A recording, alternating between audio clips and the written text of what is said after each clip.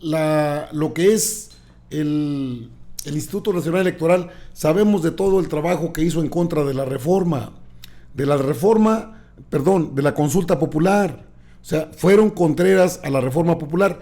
Les dio el gustillo por el billete, siempre les ha gustado el billete. De otra forma no se puede entender cómo es que confundieron a la gente, ocultaron las casillas, se cambiaron de domicilios, nunca funcionó la información en línea, hubo tantas irregularidades, el discurso en contra del populismo, del paternalismo del gobierno federal, bueno, ya parecían miembros del PRI, de hecho lo son, nominal, pero cobijados, así encubiertos.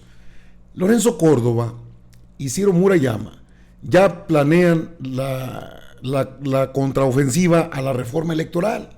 O sea, no se duermen en sus laureles, es gente perversa.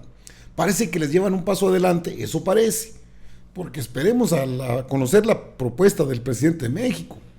Pero ya los editorialistas, las plumas de esos grandes defensores de la democracia ya se mueven a su favor, no tenga duda de ello. Mire, esta es la información más reciente, vamos a ella, porque hay que hablar del tema, es imperativo. Arman bloque contra la reforma electoral. Es Salvador García Soto, el mismo mentiroso que fue, pues, que ha dicho muchas cosas, pero esto, dice la oposición, el Congreso inició contactos y reuniones al más alto nivel para formar un bloque opositor que frene al menos las reformas constitucionales que en materia política y electoral propone la mayoría de Morena y sus aliados. Opositores y consejeros electorales del INE advierten un intento de contrarreforma democrática.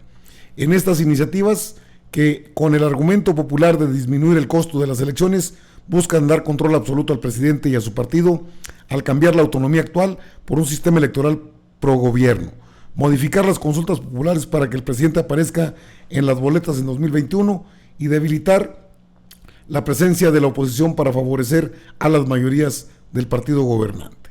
En encuentros y pláticas privadas entre dirigentes y líderes parlamentarios del PAN, PRI, PRD y Movimiento Ciudadano, se trabaja en propuestas alternativas para disminuir el costo presupuestal y financiero de las elecciones y del sistema electoral, con recortes y cambios a los comicios, pero no a costa de permitir que Morena y AMLO diseñen un sistema electoral con leyes y autoridades a su medida. Es decir, estos ya están trabajando y no se van a quedar serios. Un documento elaborado por consejeros del INE y que circula en las reuniones de la oposición, titulado La democracia en riesgo, 7 peligros inminentes, así se llama, señala las amenazas en la propuesta de Morena para apropiarse del sistema electoral y debilitar la oposición como primer peligro. Menciona la presencia. Bueno, esto es lo que escribe Salvador García Soto, que es una realidad. Lorenzo Córdoba ya recurrió al PRIAN, incluso ahí está también Movimiento Ciudadano. Quiero presentarle este trabajo, esta parte de lo que dice Hernán Gómez respecto al INE. Sí, son millonetas, señor Hernán Gómez. Ciro Murayama y Lorenzo Córdoba son millonarios, pero no llenan, no tienen llenadera. A ver, una destapadita para ver de qué se trata, porque ya la oposición ya está sobres, ya está tratando de impedir que el Instituto Nacional Electoral desaparezca. Van sobre una contrarreforma. Yo no sé si el PRI ya esté amarrado o todavía se puede hacer algo al respecto, pero es imperativo, es de primera necesidad que se trabaje en esto. Ya estuvo la consulta, ¿no? La pasada. Ahora vamos a la realidad. A ver, ¿qué hay del INE? El presidente del INE, Lorenzo Córdoba, está alejado, como ya es su costumbre, de la lógica de la austeridad, que nunca le ha importado. Lo primero que hizo fue pedir una enorme suma de dinero para realizar esta consulta. Para instalar 104,000 mesas receptoras, Lorenzo Córdoba pretendía que el Congreso le autorizara 1,400 millones de pesos más que ese inmenso presupuesto que de por sí ya tiene esta institución tan groseramente cara como es el INE. Como obviamente el Congreso no le concedió sus recursos, pues entonces recurrió a la Secretaría de Hacienda a pedir una ampliación presupuestal. Aunque esta vez fue un poquito más recatado, hay que decirlo, pidió ahora 890,000 pesos, tampoco se le otorgaron. Lorenzo Córdoba finalmente hizo lo que tenía que hacer. Ocupó 528 millones de ahorros del instituto, aunque solo alcanzó para instalar 57,000 mesas receptoras. Con esto, pues digamos, se pudieron instalar solamente un 34% de las casillas que se habían instalado en la elección de este año, en la elección intermedia. Mucho menos que las casillas que normalmente estamos acostumbrados a tener. El consejero presidente, sin embargo, se rehusó terminantemente a buscar más a fondo. Y realmente si él y sus funcionarios estuvieran dispuestos a renunciar a algunos de sus nada republicanos privilegios, pues el dinero podría haber rendido mucho más. Pensemos, por ejemplo, que para instalar 57,000 mesas receptoras se gastaron 9,263 pesos por casilla. Pues bueno, si en vez de mantener sus salarios en 178,324 pesos mensuales netos, los consejeros se hubieran reducido el sueldo a la mitad, digamos, al nivel del presidente, como lo planteaba la Ley Federal de Remuneraciones en noviembre de 2018, contra la cual ellos se ampararon, diciendo que violaba su autonomía, porque para ellos la defensa de la autonomía está aquí, se pudieron haber ahorrado 2,124,000 pesos por cada uno de los consejeros en estos 2 años y medio. Ahora, si multiplicamos esa cantidad por 8 consejeros que decidieron mantener ese sueldo que creen merecer, pues se hubiera logrado ahorrar 16,996,000 pesos, el equivalente a 1,835 mesas receptoras adicionales a las que tuvimos el domingo. Si a ello sumamos que para este año el INE despachó de nuestros impuestos 260 millones de pesos, sí, lo escucharon bien, 260 millones de pesos para el gasto de un seguro de separación individualizada, que es una prestación según la cual cada funcionario guarda una parte de su salario y el instituto le regala la misma cantidad, ¿no? Así, de regalo, pues habría alcanzado para 28,069 mesas más. ¿Se dan cuenta? Entonces, si en 2020, en vez de que cada consejero tuviera una bolsa, además, ese es otro dato que llama mucho la atención, fíjense, si en vez de que cada consejero tuviera una bolsa de 722,000 pesos mensuales para contratar asesores, fíjense qué barbaridad, 722,000 pesos mensuales cada consejero para pagar asesores mensualmente. Hubieran tenido 200,000 pesos, por ejemplo, y pudieran contratar a 2, 3 asesores como un secretario de Estado, ¿no? Podrían haber ahorrado 50 millones de pesos más. Y así instalar otras 5,409 mesas receptoras adicionales. ¿Ya ven cómo sí se puede? Sí se puede, pero bueno, con estos simples ahorros que aquí se mencionan, pues el INE podría haber instalado, sí, 35,314 mesas receptoras más para la consulta popular. ¿Y saben qué? Con ello, más las 57,000 que se instalaron el domingo, se habrían logrado instalar 92,314 mesas receptoras.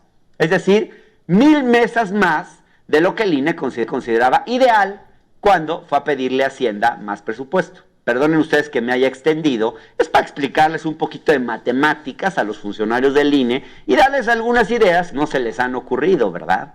Obviamente no quieren tocar sus privilegios, obviamente a Ciro Murayama y a Lorenzo Córdoba pues les gusta el dinero, ya le agarraron gustito y pues no les interesaba hacer una cosa así. Claro que no les interesaba y claro que no les interesa. A propósito de lo que comenta Hernán Gómez, el tema del INE está definido, o sea, habrá cambios en el INE. La contrarreforma que prepara la oposición, y eso pues es un documento que hay que conocer, que no lo he conseguido a pesar de que lo he buscado, Eso solamente lo tienen los panistas, los priistas, pero debe saberlo una persona que es clave en este tema. En esto del Tribunal Electoral y del INE, los millonetas del INE, la danza de los millones, 720,000 pesos mensuales para sus asesores, más el seguro, de la caja de ahorro, de que le meten 1,000,000 y el INE les da otro 1,000,000, no, pues son un barril sin fondo. Aparte, eso es lo que le encanta a Lorenzo Córdoba y al Nippon Murayama. No estamos ni siquiera teorizando, eso lo vemos. O sea, se atreven a ganar más que un presidente que trabaja 16 horas diarias, que no descansa sábados y domingos, anda en Ciudad Juárez, por ahí le dejé en Simbosal MX un tema calientito, parece que les tumba a uno de los pesos completos que tiene el PAN. Eso lo puede usted definir. El tema del INE ya no tiene retorno, o sea, ahí en la reforma electoral va la reconfiguración o la desaparición, cambiar el sistema de elecciones en el país. Sí, la oposición tiene sus puntos de vista, solamente que no son la mayoría.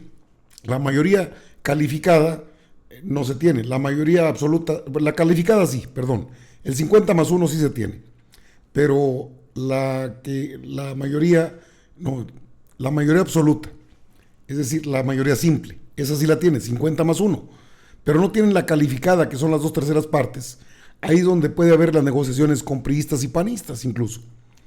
¿Para qué? Para sacar adelante lo que hace falta en este país. Yo creo que deben hacer el Instituto Electoral del Pueblo, como le quieran llamar, como le quieran poner, pero con personas probas, honestas, que si no se requiere que sean de Morena, tampoco queremos frías, tampoco los queremos vendidos, no, solo los queremos imparciales, que permitan el voto ciudadano sin sesgarse y sin meterse, sin ponerse la camiseta del PAN, del PRI, del PRD, del Movimiento Ciudadano, que dejen al pueblo votar y que respeten el voto. Que lo mismo valga el voto suyo que el del presidente, el expresidente Vicente Fox, por ejemplo. Que valga lo mismo el voto de un ciudadano que el de Felipe Calderón, el Borolas, que valga lo mismo un voto, porque esa es la democracia. Bajo este criterio, entonces el INE sí tiene, pero también el tribunal tiene que reorganizarse ya. O sea, le están dando tiempo para que, si el que manda ahí es Felipe Calderón, ya van ahora sobre otro, que es la Suprema Corte de Justicia de la Nación. Y si tienen los votos suficientes, lo van a hacer. O sea, son perversos. Estos no entienden de abrazos. Y luego el presidente le da sus abrazos y no les gusta. Está muy interesante el tema del INE, porque la danza de los millones tiene que frenarse. La propuesta incluye partidos políticos, lo que es el billete de los partidos, también tiene que pasar eso. Y luego se acaban los pluris, eso es vital en esta reforma electoral. Va a haber una oposición a ultranza, va a haber una oposición fuerte. Ahí se requiere toda la actividad política centrada en la realidad del país. No se requiere secuestrar al Poder Judicial. Se requiere darle los cambios que necesita para poder operar en un máximo de efectividad. No es complicado entenderlo. Se requiere personas honestas que respeten la democracia, demócratas en estos organismos electorales. No viles mapaches como los Lorenzos al servicio de Claudio Jicotenca González Guajardo o de Felipe Calderón, que son lo mismo. Eso es lo que se pide. Solamente hacia allá va. Y ya quitar los pluris, ¿no? Basta de estar manteniendo tanto zángano en esas instituciones. Es una vergüenza que teniendo tantos... porque hablan los propios panistas, hay una pobreza muy fuerte. Por eso, pues dejen de agarrar 1,000 millones de pesos como partido. Ni siquiera tienen militantes. Tienen que ser parte del yunque, ¿verdad? ¡Ah, qué caray con los panistas! Pero haciendo las cosas, ¿eh?